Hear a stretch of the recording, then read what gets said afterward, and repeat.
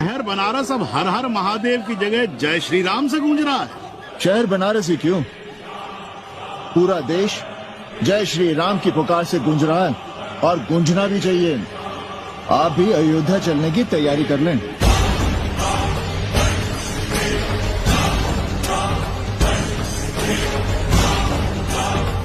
जहां कभी तकबीर की सदाएं गूंजती थी, आज वहां भजन गाए जा रहे हैं। तबाही तबाही तबाही।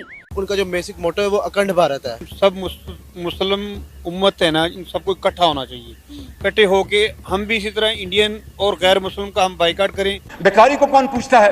चाहे मामला कश्मीर का हो, कश्मीरियों के ऊपर स्टेट टेररिज्म का हो, जिस तरफ भी आप देखें जी, वो सब कुछ जो पहले कभी मुमकिन नहीं था, ये सारी चीज़ें जो है मोदी के माइंडसेट को, मोदी के उस नज़रिए की अक्कासी करती हैं जो हिंदुत्व की पॉलिसियों से भरा पड़ा है। इस साल भारत के अंदर आम इंतखाबात होने हैं और भारत के मौजूदा वज़ीर-ए-आज़म नरेंद्र मोदी तीसरी मरतबा वज़ीर-ए-आज़म बनने के लिए तैयार हैं और बहुत से जो माहिरीन हैं वो ये समझते हैं कि ये जो राम मंदिर का इफ्तिताह आज भारतीय वज़ीर-ए-आज़म ने किया, तो ये बाकायदा तौर पर उन्होंने इस साल होने वाले इंतखाबात के लिए अपनी इलेक्शन मुहिम का आगाज़ कर दिया। पूरी उम्मत मुसलमान, चाहे वो पाकिस्तान में है, चाहे वो मुस्लिम ममालिक में है, चाहे वो फार ईस्ट में है, चाहे वो अरबिस्तान में है, जहाँ भी आप देखें किसी के कान पर कोई जूं आज तक नहीं रेंगी है। पाकिस्तान में जिस तरीके से अक़लियतों को आज़ादी हासिल है, यहाँ पर हिंदू,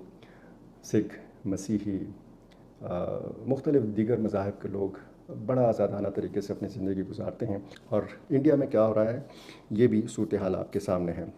आप मिसालें ले लीजिए कश्मीर जी, कश्मीर में रियासती जबर की ये बदतरीन मिसाल है। लेकिन चूँकि हिंदुस्तान के इस वक्त कुछ यानी वेस्टर्न और अमेरिका जो ममालिक हैं उनकी दुखती रग है, सारों ने अपने अंडे उसकी टोकरी में डाले हुए हैं। चीन को रोकने के लिए उन्होंने इंसानियत भी तर्क कर दी है, उन्होंने जितने बड़े बड़े दावे थे उनके ह्यूमन राइट्स के वो भी सारे तर्क कर दिए हैं। सब कुछ खुली आंखों से देख रहे हैं, लेकिन इंतहाई बेशर्मी से और इंतहाई बेहिस्सी से खामोशी साधे हुए हैं।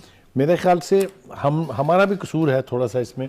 हमारे फॉरेन ऑफिस ने भी सिर्फ एक मजम्मती बयान जो है वो जारी कर दिया है। उसके बाद वो क्या कहते हैं कि लेने देने को सिफर मोहब्बत बड़ी नाम है। अब वहाँ पे जो सूरत हाल है इंडिया में, तो जाहिर है कि एक दावा था इंडिया का कि वो एक सेकुलर मुल्क है, वो सूरत हाल जो है वो अब जाहिर है कि नहीं रही। 22 जनवरी 2024 को इस लैंडमार्क डे, इस न्यू बिगिनिंग, और वाकई ही इस न्यू बिगिनिंग, जिस तरीके से आपने जिस तरह खुद फरमाया है कि ये वेटिकन होगा हिंदुइज्म का। अब मैं सब कॉन्टिनेंट का एज ए सिटीजन होने के हवाले से मैं उस एंगल से पहले लेंस से बात करना चाहूंगा।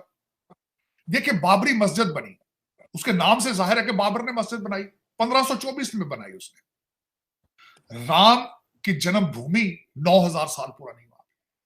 और यहां पे ये मुस्तरद बात नहीं है, लेकिन मैंने इसको ऑनलाइन इंटरनेट से ही मैंने देखा है कि जब फॉरेन इन्वेडर्स यहां पे आए, उन्होंने 60,000 मंदिरों को तोड़ के मस्जिदें बनाई।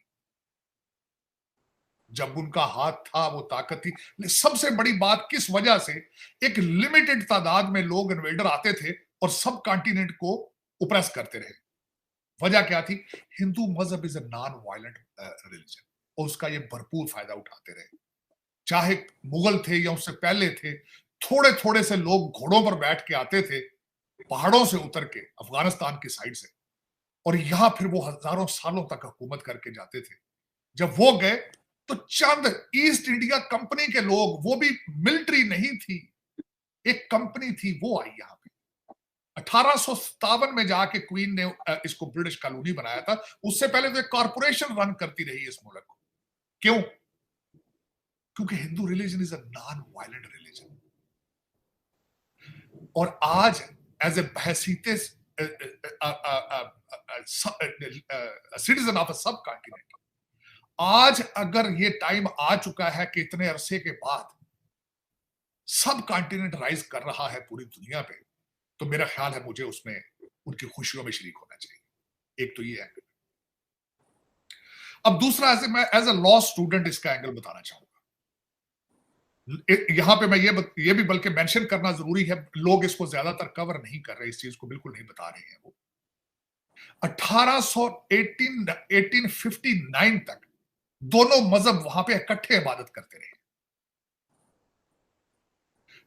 इसको ब्रिटिश लोगों ने सेपरेट किया था, और इस वक्त कई लोग ये समझते हैं कि ब्रिटिश पॉलिसी जो ये थी कि डिवाइड एंड रूल किया जाए, तो उन्होंने हिंदुओं और मुसलमानों में ज्यादा डिवीजन को उन्होंने इंक्रीज किया। ये भी एक थ्योरी है इसमें।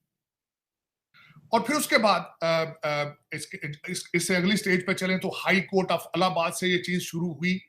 उसके बाद ये सुप्रीम कोर्ट में गई। सुप्रीम कोर्ट ने 90,000 डॉक्यूमेंट्स जो है एज एविडेंस 8 जबानों में पढ़े हो,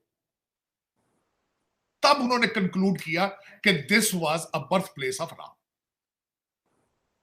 ठीक हो। उसके बाद फिर उन्होंने वहां से 25 किलोमीटर दूर एक फासले के ऊपर एक जगह दी है जहां पे उन्होंने कहा कि आप अपनी मस्जिद बना लें, और वहां पे बना रहे हैं मस्जिद। बल्कि यहां पे आपको इंकिशाफ ये करूंगा कि लोग नफरतों में आते हैं तो बहुत ज्यादा आगे चले जाते हैं। मैं समझता हूं कि बहुत गलत बात है। This is a 21st century. इस सेंचुरी के अंदर नफरतों की, अग्रेशन की, दहशतगर्दी की गुंजाइश मौजूद नहीं है। जब मैं पढ़ रहा था इसके बारे में, उस मस्जिद को बनाने वाली कमेटी के जो हेड है शेख साहब, इस बीजेपी के मेंबर है।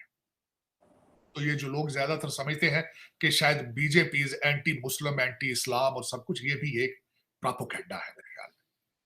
अब इससे आगे चलते हैं कि अयोध्या के अंदर वहां पे एक बड़ा, सबसे बड़ा मंदिर बन रहा है, इसमें कोई शक नहीं है। $140 मिलियन उसमें लग रहे हैं। 7,000 लोगों को वहां पे बुलाया गया है। 3 लाख से 5 लाख लोग उस सेरेमनी के अंदर हैं मौजूद, और वहां पे 1 लाख यात्री पर महीने के वहां पे उसको वहां पे आया करेंगे। वहां पे इंटरनेशनल एयरपोर्ट बन रहा है। मैं आज सुबह आपके सेगमेंट से पहले ये सुन रहा था कि वहां पे 1 लाख रुपया पर नाइट होटल चार्ज कर रहे हैं।